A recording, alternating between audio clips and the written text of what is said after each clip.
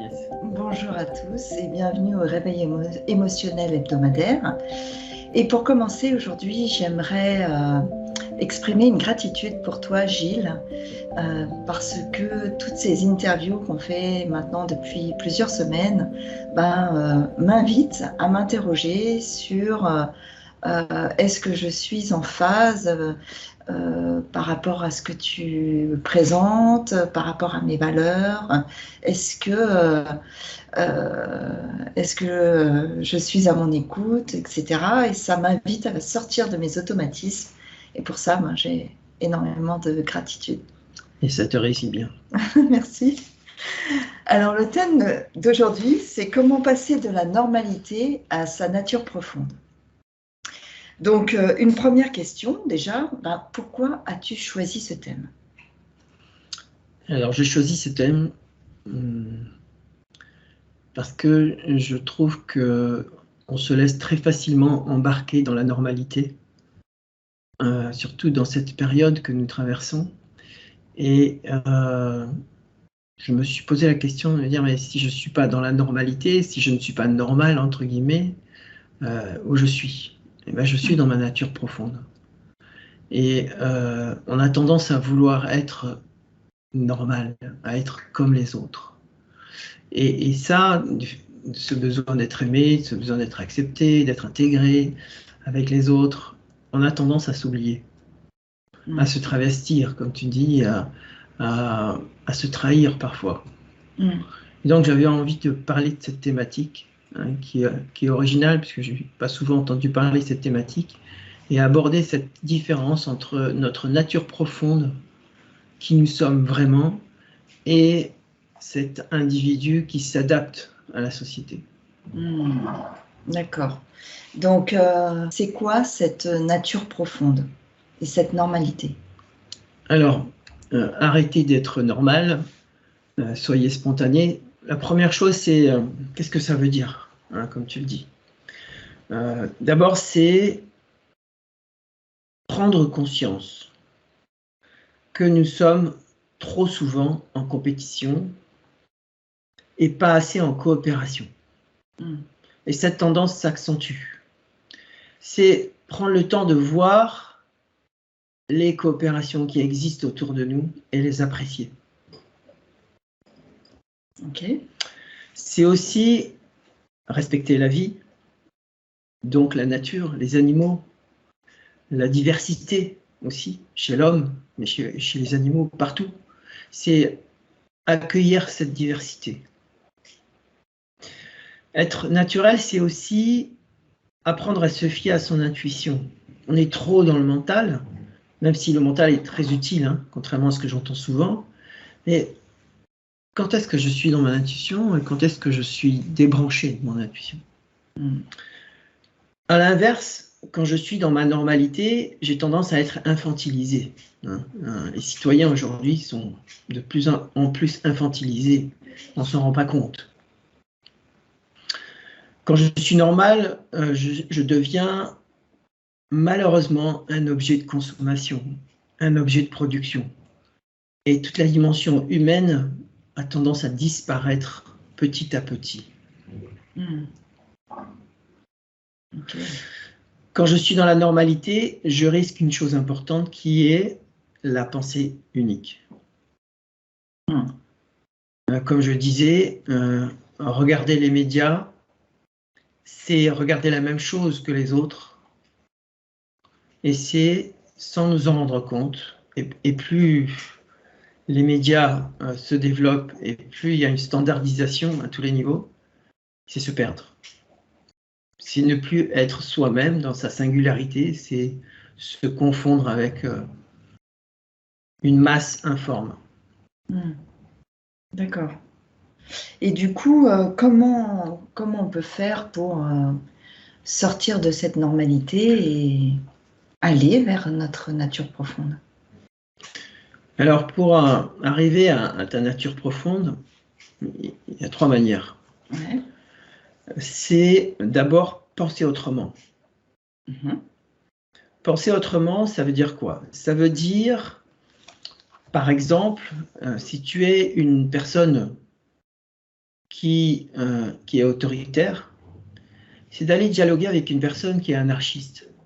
Une personne qui pense que la hiérarchie n'est pas nécessaire pour se développer, pour développer notre société, notre humanité. Peut-être qu'il y a d'autres manières. Si tu es pro-pass, c'est commencer à échanger avec une personne qui est anti-pass, et inversement. C'est-à-dire aller voir la diversité. Ça, c'est des exemples concrets que je t'invite à faire quand tu peux. C'est aussi, si tu es ingénieur, c'est d'aller voir des artistes, dialoguer avec les artistes. Comment ils pensent?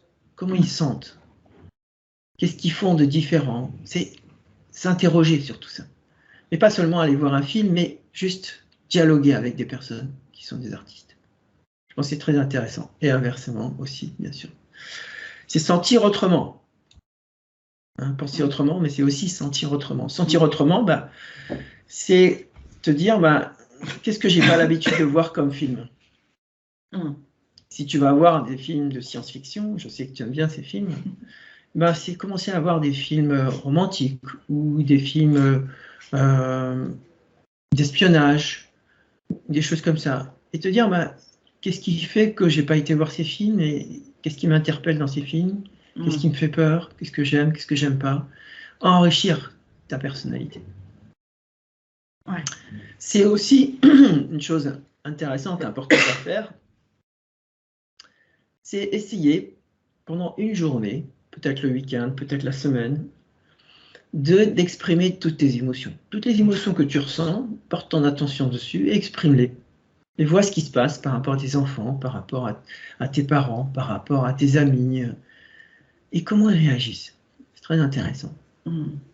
Quand tu es transparente, émotionnellement transparente, comment ils réagissent. Tu vas apprendre des choses sur toi et tu vas apprendre des choses sur eux. Un vrai challenge. Un vrai challenge, oui, c'est vrai. Ouais, c'est pas évident, mais ça demande un effort. Je pensais, quand tu parlais de si tu es autoritaire, d'aller voir des anarchistes, par exemple, ça veut dire qu'il faut dépasser aussi la peur de la confrontation par rapport à des personnes qui ne partagent pas les mêmes idées. Et c'est pas évident. Absolument. De voir comment on va être accueilli. Bon. Mais c'est un challenge intéressant. C'est une manière. Après, tu choisis celles qui sont les plus agréables pour toi, évidemment. Il ne s'agit pas de se faire mal pour se faire mal. Il s'agit de se confronter à de la diversité et ouvrir l'esprit. C'est ça, ta nature profonde, c'est de t'ouvrir à ce que tu es. Et ce que tu es, c'est cette diversité-là.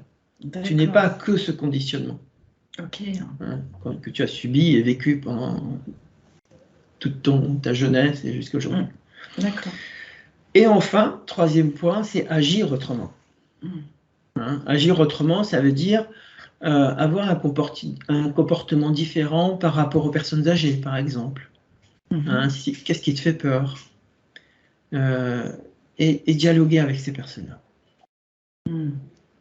Traverser ta peur de la mort, ta peur du handicap. Moi, j'ai beaucoup appris par rapport aux personnes âgées.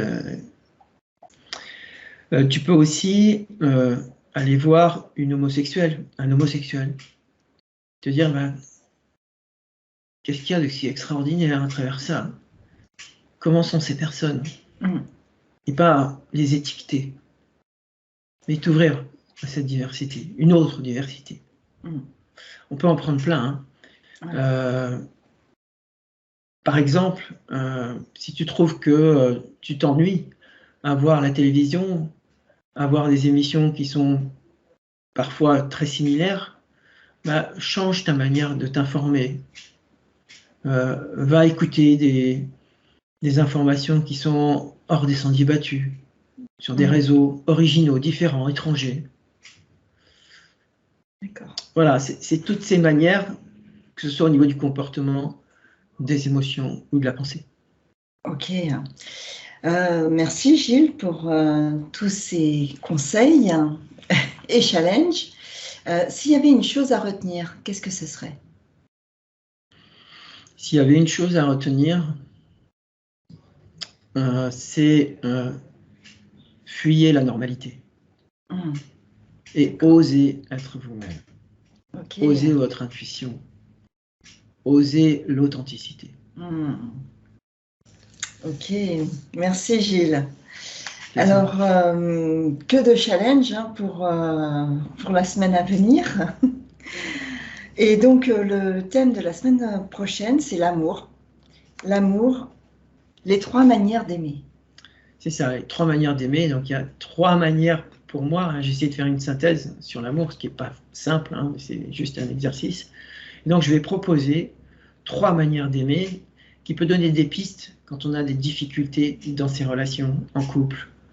Voilà, des pistes d'originalité, de manières d'aimer différentes qui ne sont pas abordées dans les ouvrages qu'on peut lire ou dans les relations qu'on peut avoir. Ok, bon, ben, ça promet. Merci Gilles. Merci à toi et je profite de cette occasion pour te remercier parce que je tiens à dire que tout ce que tu fais, tu le fais bénévolement et tu le fais aussi pour que chacun puisse profiter de cette expérience que j'ai depuis 20 ans sur l'intelligence émotionnelle. Donc, beaucoup de gratitude pour toi et ton travail. Merci à toi. Au revoir. Au revoir.